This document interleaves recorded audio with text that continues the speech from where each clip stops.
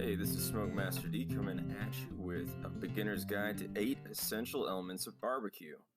So a year ago, I was just a beginner. I bought the Pit Boss 700 FB, and since then I've learned a whole lot, and I'd like to share that with y'all.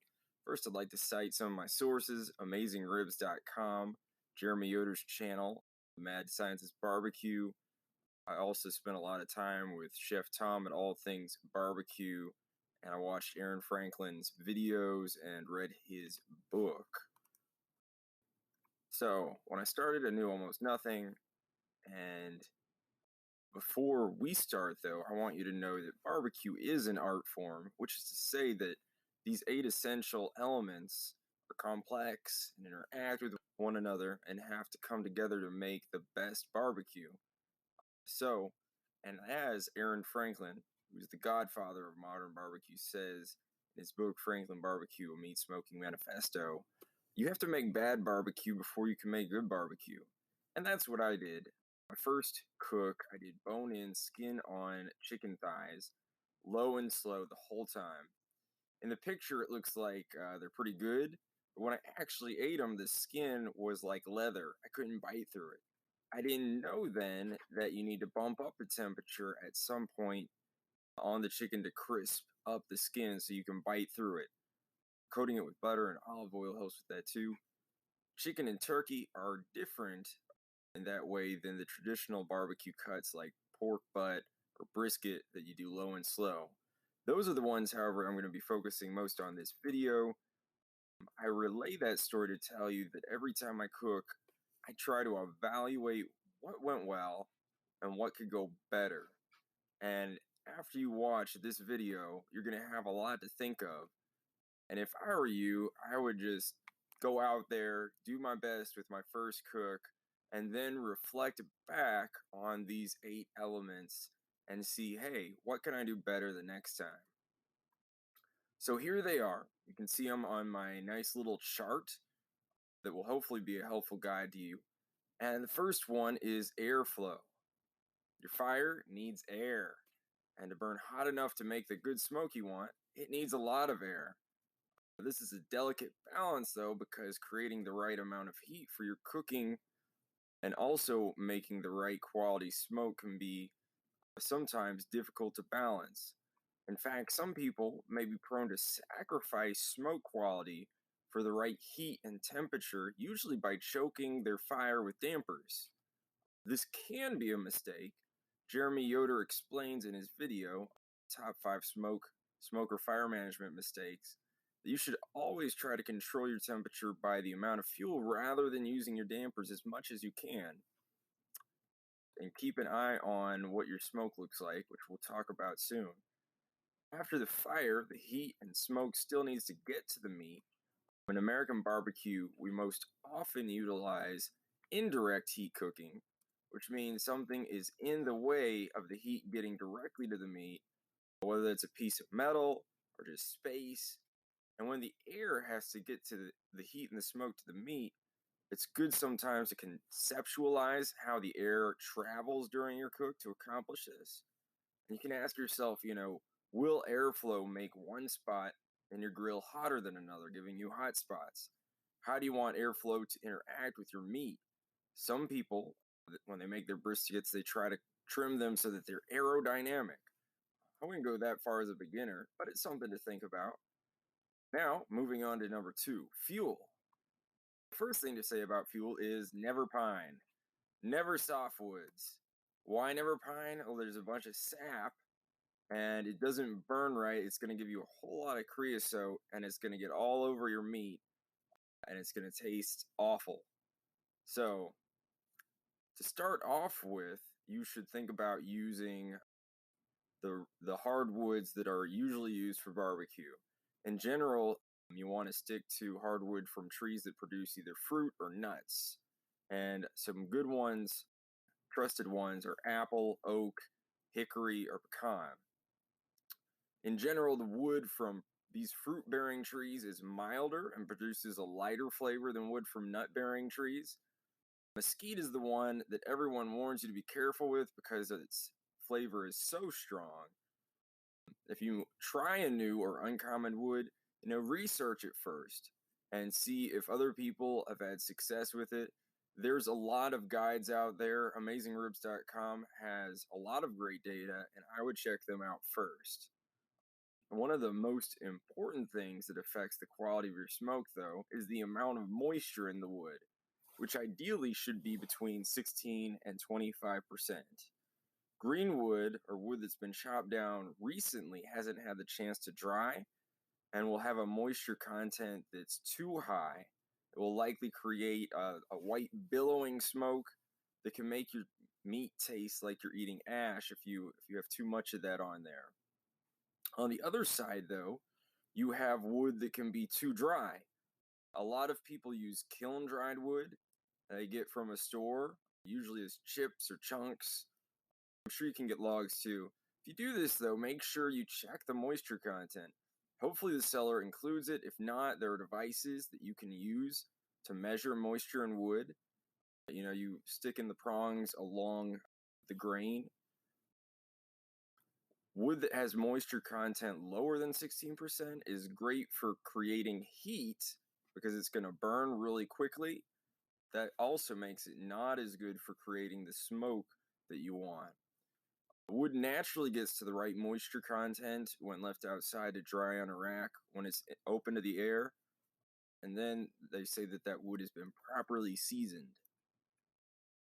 One note about wood pellets, though, is that they are basically compressed sawdust.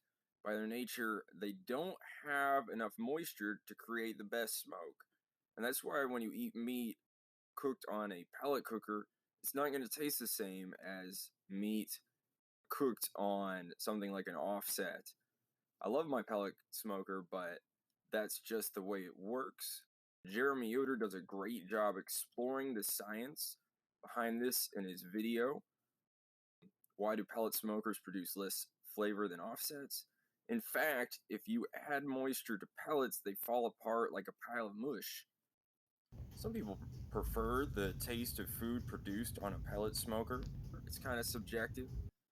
If you want the flavor of the pellet smoker, that's great. If you're using a pellet smoker but want the taste of really great smoke like you get in an offset, Smoke Daddy, which has a website, is a company that makes a lot of innovative products for pellet grills, including their cold smoker, the Big Kahuna, and the Heavy D Stick burning heat diffuser. It's good to use real wood for flavor, even if you're using something else like charcoal, gas, or pellets for heat. You just want to add the right amount of chips or chunks. Now on to number 3, heat and temperature. So, energy is transferred to your meat by hot air and smoke. If the temperature is too high for too long, you can burn your meat. Putting a water pan in your cooker can help even out the temperature in your cooker and keep those hottest molecules from burning your meat too. The best temperature for barbecue is supposedly 225 to 250. Plenty of people with big offset smokers cook at 270 and still seem to get amazing bark and moisture content. So I'm not exactly sure why they can buck the 225 to 250 thing. Maybe someone else can explain that in the comments. Then we're going on to number 4.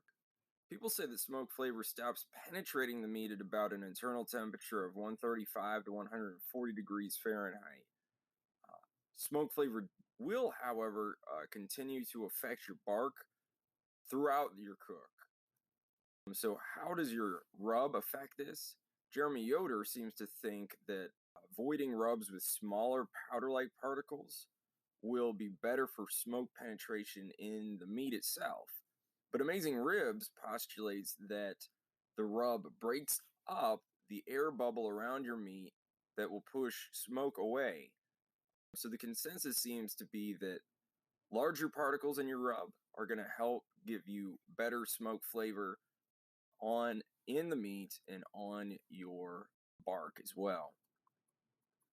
So when you wrap it, however, it's going to stop that process cold. The smoke's going to hit your wrapping, especially if it is aluminum foil. Supposedly, if you wrap in butcher paper, there's going to be some breathing that's done, but I'm not sure that smoke is actually really going to get through to your meat when you do that. Now, smoke quality is incredibly important. That's influenced firstly by your fuel and secondly by the heat of the fire. According to AmazingRibs.com, the best smoke is produced in a fire that's between 650 to 750 degrees. That doesn't mean the air around your meat needs to be that hot. Remember that we're going to be doing indirect cooking, so the heat's going to travel or go around some sort of barrier. When it is that hot, burning natural wood that has between 16 and 25% moisture in it, it's going to produce an almost invisible blue smoke, and that's what you want. White puffy smoke is all right in very small amounts. You never want black or black billowing smoke. Why do you want this blue smoke though? The short answer is that when fire burns wood, it can create all sorts of compounds and molecules with all sorts of flavors. The best tasting flavors are the small ones that don't reflect a whole lot of light, and when you see them, they look like the light blue smoke, almost translucent. All right, number 5, moving on, we're going to moisture. Just talked about the importance of moisture in your wood. Moisture in your cooking chamber keeps meat from burning, but it also acts as an adhesive for the smoke flavor to stick to your bark and to enter your meat. At a certain point during your cook, if and when the surface of your meat dries out, you're going to have to look. You might want to add moisture directly to the surface of your meat, usually after the first hour or two. You can do this either with a spray bottle or using a mop. There's also going to be moisture, water in the meat, I should say. The stall is the point in which the muscle fibers are shriveling up as they denature to become more tender. But that also means water is being squeezed out when this happens, which creates an evaporative cooling effect. That means the meat is sweating and taking some of its heat away. Sometimes you can hear the drops of water coming off your meat and sizzling on hot metal. You can also, if you have a temperature probe, you can see that the temperature is not going up. You can overcome the stall by wrapping your meat tightly in heavy-duty aluminum foil or in butcher paper. You don't actually have to wrap it at all, however, and this is because eventually all the moisture that it's going to push out will be pushed out and it'll continue cooking to the right temperature. And also because, as Jeremy Yoder continually says, the moisture you perceive while eating meat or eating barbecue is actually more the rendered fat than it is water. Which brings us to number 6, the meat. The meat is also important. In general, the better the meat you get, the easier time you're going to have making great barbecue, which is ironic because a lot of beginners don't get high quality meat either because they can't afford it yet or they're worried about messing it up. It takes a lot more skill to get good quality barbecue out of poorer quality meat than good quality meat. And there's a chance that beginners are going to get discouraged because of their poor results. Now, when we're talking about quality of meat, we're generally talking about marbling, which is to say intermuscular fat. This is the most important aspect the meat plays in creating good barbecue.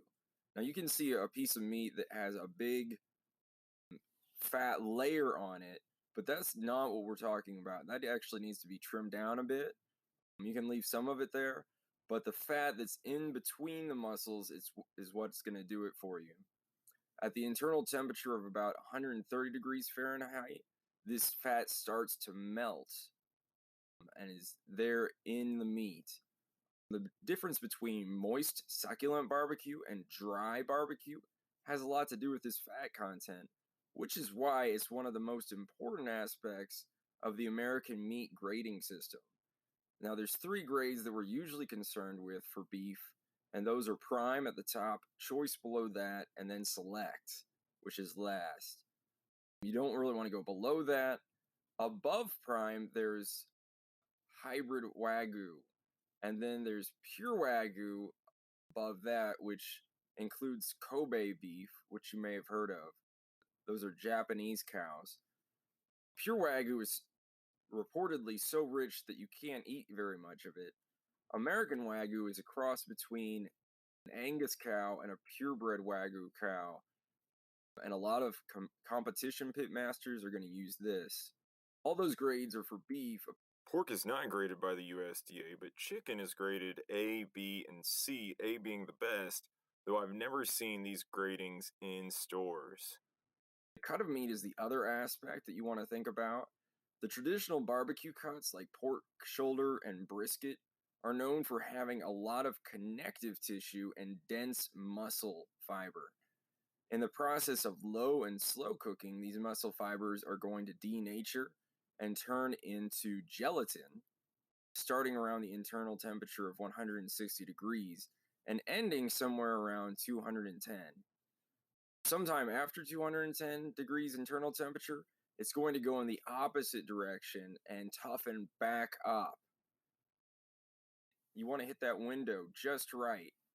203 degrees is generally a safe temp to pull at, but make sure you have your thermometer in the right place, which would be the thickest, densest part of the meat. Besides temp, the meat should feel relaxed. You should be able to jiggle it a little bit. It should have some give. If you stick a probe into it, it should be pretty easy going in, thus the expression probe tender. So the fat's responsible for the juiciness, and the gelatin is responsible for the tenderness. If you want to start with anything, pork shoulder, also known as Boston butt, is a great cut to start with. It's going to naturally have a lot of intermuscular fat and connective tissue. What you do not, I repeat, do not want to start with is brisket flat. The full packer brisket is 2 muscles, and the flat one is the lean one and the one that's much more difficult to cook well by itself. Pork ribs are great. Spare ribs are fattier. Baby backs are leaner. Chicken's the other thing that I do a lot of, and I explained at the beginning of the video. You don't want to do the chicken low and slow the whole time. Bump it up to 350 for like 30 minutes, somewhere near the end of the cook. The other thing that I was surprised to learn about chicken from Chef Tom is that you should cook the dark meat to slightly higher internal temperature. You know, if you've broken down the chicken first, and the dark meat, you should cook to internal temperature of like 170 to 175. For the white meat, just pull it as soon as it hits 165. Try to keep that moisture in there. The last thing about meat, watch out for any that says it has solution in it. This doesn't mean you shouldn't use it. It just means that you need to account for the salt that they've put into the solution when, they've pre-injected or pre-brined your meat. Which brings us to element number 7, and that's seasoning. Seasoning, the most basic and most necessary seasoning, is going to be the salt. So the general guidelines is half a teaspoon of salt per pound, okay? Now when you use pre-made rubs, it's going to be difficult because you're not going to know the exact proportion of the salt in the rub. So salt is the most basic one, and a really simple, great rub is going to be half large grain kosher salt to half large grain black pepper. And when you think about a rub, you're going to think that there's, 2 components. The components that dissolve into the meat, and then the components that make up the bark. Now the salt is going to dissolve into the meat, and the black pepper is going to stay there and help create the bark. Now, sugar's another one that dissolves, and then pretty much all the other seasonings you can think of, you can use to make your bark or your rub for your bark. Other popular ones are, garlic or onion powder, chili flakes. Pretty much any seasoning can go in a rub. There's a lot of recipes out there, and even more rubs you can buy ready-made. I would advise going simple over complex, but try things out. The other side of seasoning is sauces. I've never made my own, but there's a lot of recipes out there. Most of them are tomato-based. There's some notable exceptions, especially in South Carolina and Alabama. They generally contain some vinegar and sugar, garlic, and onion. Of the ready-made ones, I'm a big fan of Sweet Baby Ray's. A good sauce can complement a simple rub. Jeremy Yoder, in his video on making spare ribs, suggested doing a simple salt and pepper rub and then brushing the sauce on at the end. That worked really well for me. The last element on our chart is time. Firstly, you have to be patient for low and slow cooking. Secondly, you have to manage your time well. Thirdly, and most importantly, you need to pull your meat off the cooker at the right time. You'll be tempted to wrap right when you notice the stall, but that may not be the right time to wrap. You really have to look at this smoke and color on your meat and see how much of the fat has rendered. Some people don't wrap at all, of course.